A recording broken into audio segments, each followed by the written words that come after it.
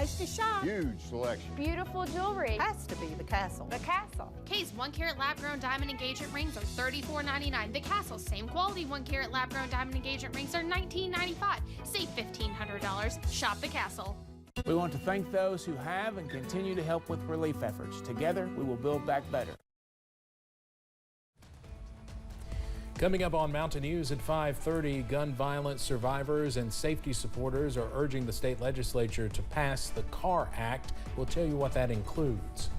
And how safer Social Security and Medicare. President Joe Biden says some Republicans are looking to cut those benefits. And almost done with the wind, and we're almost done with any small rain chances we have as well. For now, anyway. Breakdown next as Mountain News at 5:30 starts now. Dedicated to Southern and Eastern Kentucky, this is WYMT Mountain News at 5:30.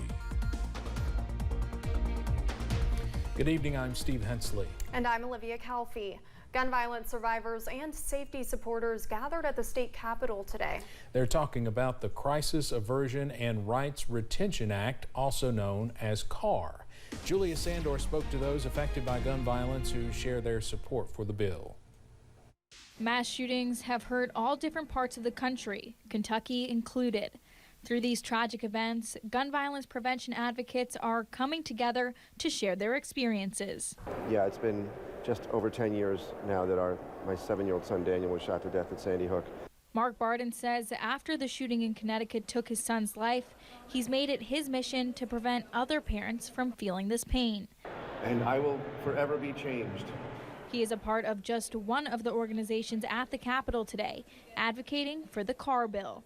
It will provide a process to temporarily transfer firearms from someone who might be experiencing a mental health crisis and is a danger to themselves or others. That firearm would be given to law enforcement or to a trusted person outside of that household. Many gun violence prevention advocates say this helps both sides of the aisle. I am a gun owner. We're a gun-owning family. This is about helping gun owners. Everybody can have a crisis moment, but if you are a gun owner, that crisis is then combined with access to a highly lethal weapon.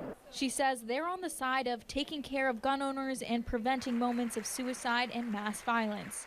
And Austin, along with other advocates, say with the progress they've made so far, they're proud and encouraged. And I walk into senators' offices and into representatives' offices, and they know about Whitney Strong, they know about what we're trying to achieve, and again, moving closer toward this space in which we help gun owners.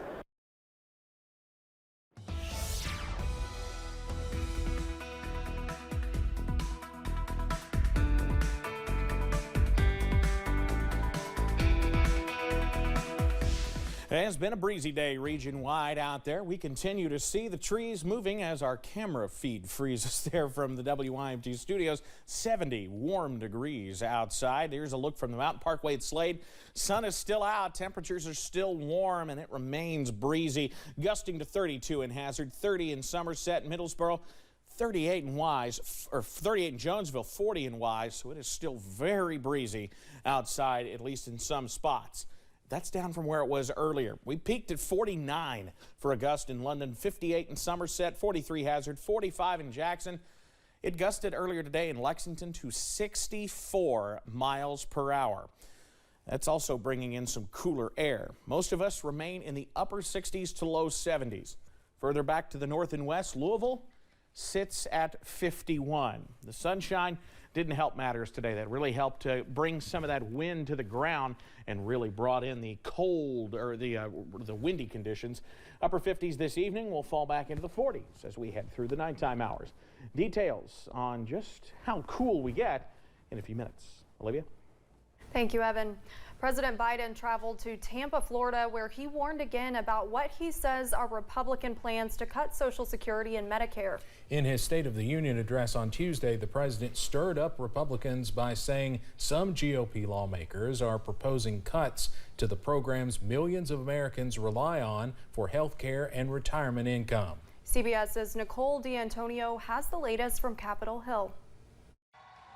In Tampa, President Biden doubled down on his vow to protect Social Security and Medicare while accusing Republicans of planning to cut funding for the programs. I know that a lot of Republicans, their dream is to cut Social Security and Medicare. Well, let me say this.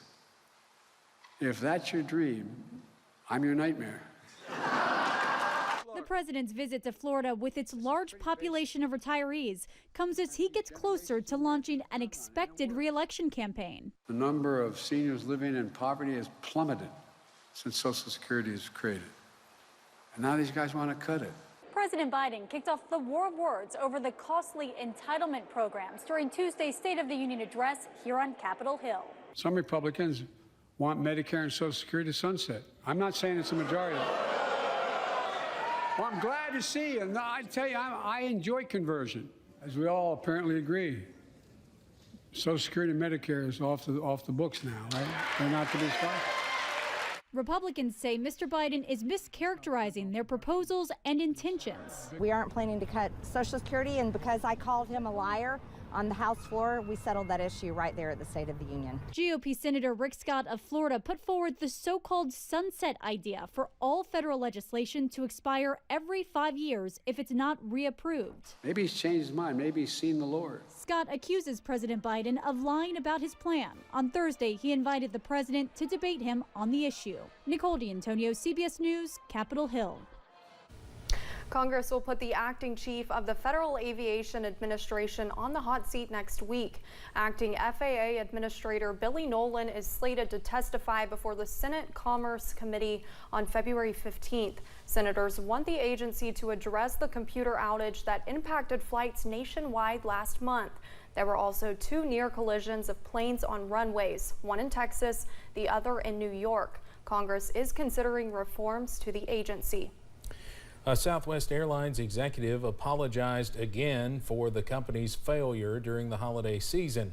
Chief Operating Officer Andrew Watterson spent yesterday morning answering to Congress on the 16,000 canceled flights that left countless travelers stranded. He told the Senate Commerce Committee that the airline has addressed part of its computer system that failed in December, but said that was not the main issue that led to the failure.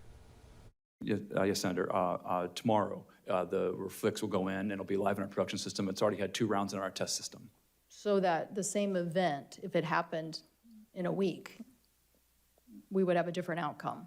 That technology would not stop functioning. As I mentioned in my testimony, we believe our winter operations resiliency was the root cause, and that'll take longer to address. And so we will focus on that for the bulk of our time. Watterson pointed out part of that resiliency involves the ability to de-ice airplanes. He said the airline is upgrading all of its de-icing capabilities with particular attention to Denver and Chicago Midway airports. The Biden administration is considering an unprecedented step to decrease the number of migrants entering the U.S. from the southern border. 2 Homeland Security officials say under the proposed policy, many non-Mexican migrants would be deported to Mexico. The new plan would be a fast-track deportation process known as expedited removal. Migrants from countries like Cuba, Venezuela, and Nicaragua would remain in Mexico.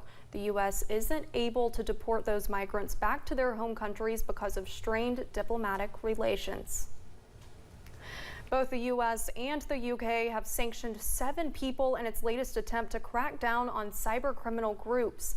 The U.S. Treasury Department says 6 Russians and 1 Ukrainian are linked to an infamous Russia-based cybercrime gang that has infected millions of computers worldwide. Some of the targets include American hospitals. For years, the gang known as TrickBot has used malicious code to deploy ransomware that locks computers until the hackers are paid off. Ukrainian troops have been limited from using SpaceX satellite technology, and now the company's president admits SpaceX has taken steps to curb Ukraine from connecting its drones to Starlink. SpaceX COO Gwen Shotwell says the Starlink technology was never intended to be used for offensive purposes. Ukraine has said the drones have been a key component in its fight against Russia. Shotwell says that was not part of any agreement. Coming up on Mountain News at 5:30, it's a special day when you're supposed to lead with your heart, but sometimes the price tag can get in the way. We'll have some advice for ways to save with your special Valentine. Us, we've got some drier weather on the way tomorrow, then perhaps a wintry visitor. The breakdown's ahead.